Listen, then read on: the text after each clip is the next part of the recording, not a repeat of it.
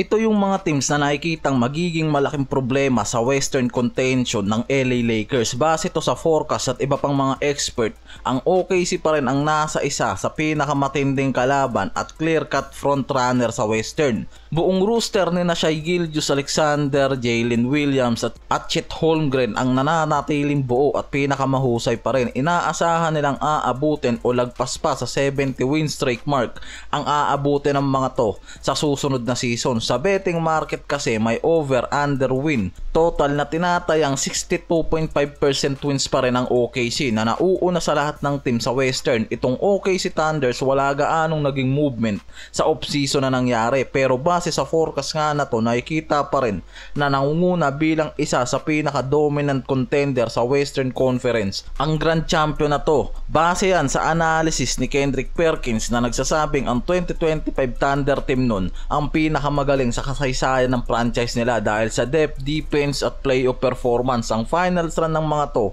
nagpapakita nga raw talaga ng high level team defense guided ng multiple positional defenders tulad nga nila Alex Caruso, Lou Dort at Holmgren. Sinundan yan mismo nitong Houston Rockets ngayon na nakikitang lumilinaw palalo ang pagiging champion contender since nang maugnay ng mga to itong si Kevin Durant sa roster nila. May win total projection na umaabot sa 55.5% wins, pangalawa sa Western na nagpapakita ng seryosong potential bilang contender. Superstar acquisition at mataas ang expectation mula sa market ng mga to. Solid contender na pwedeng maging kapantay nga raw ng Lakers ngayon. At ayon sa Houston Chronicles, iba't ibang national media at pinakamalakas na Rockets of season ang pwedeng abutin ng mga to ngayon sa championship bids. Tinuturing kasi na nasa second only the defending champion Thunder sa West dahil sa depth, defense at strategic roster upgrades tulad nga nitong si Durant, Finney-Smith at Capela kasama ang retention ng head coach syempre na si Ime Udoka. May speculation na rin na nabubuo ngayon na magiging matchup to para sa OKC kung magiging magandang araw talaga at solid yung kanilang season run. Issue na din kasi yung narrative na nabubuo ngayon sa rivalry mula sa Western na to.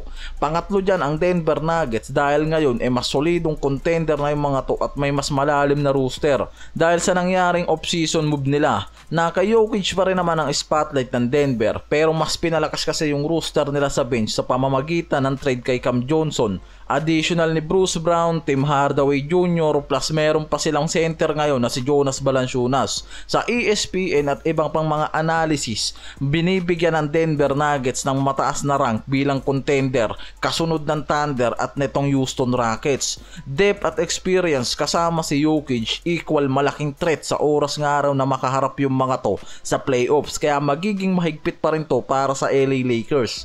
Ang Minnesota Timberwolves solid pero may malinaw na ceiling sa forecast ng mga analyst sa ESPN Summer Forecast. Kabilang ang Wolves sa may 5 to fall short bagamat projected pa rin sila na 51 to 31 last season. Binanggit ng panel na may mga red flag. Una dyan yung depth defense nila ni Nickeil Alexander Walker plus meron pang edad availability nila may Conley, Rudy Gobert plus yung mga tumatayo na defense nila na sila Nasrid laban sa starters at apat na rookie guard na sila Rob Dillingham na kailangan pang mag-adjust kahit may bagong mga role player tulad nga nila Julius Randle. May chemistry fit question pa rin yan sa mga susunod pa na season nila. Ang Warriors delikado sa series pero hindi top tier sa 82 games. Confirm na nandyan si Jimmy Butler dahil sa debut nila kaya mas legit yung pagiging contender ng mga to.